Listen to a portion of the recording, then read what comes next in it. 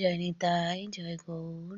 বিদ্যানগরে কলম বৃক্ষ, যা মহাপ্রভুর হাতে রোপণ বৃক্ষ, এখনো এখানে বিদ্যমান। মহাপ্রভু এখানে এই টোলেই পড়াশোনা করতে যেতেন। এই এইখানে সেবিত বিগ্রহ হচ্ছে গৌর নিতাই, যা এখনো পর্যন্ত বিদ্যমান রয়েছে। নয়দ্বীপ পরিক্রমা করার সময় তখন এই মন্দির দর্শন করা হয়। এই বিগ্রহ গৌর নিতাই খুবই সুন্দর, মানে খুবই সুন্দরী বিগ্রহ।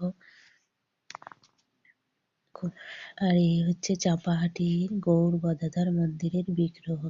মহাপ্রভু থাকাকালীন প্রকটকালীন ৩ বিগ্রহ এখনো পর্যন্ত বিদ্যমান। এই গৌর গদাধর বিগ্রহ ধামেশ্বর মহাপ্রভুর ধামেশ্বর, আর এই বিদ্যানগরে কলম বৃক্ষ গৌর নিতাই বিগ্রহ, যা এখনো পর্যন্ত বিদ্যমান রয়েছে।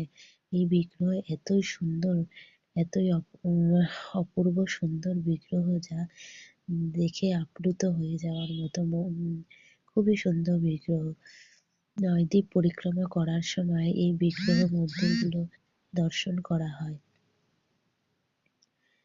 এবং তার সঙ্গে নয়দ্বীপ হচ্ছে নববিধা ভক্তির ৯টা স্থান, সেই নামেই হয়েছে নয়দ্বীপ।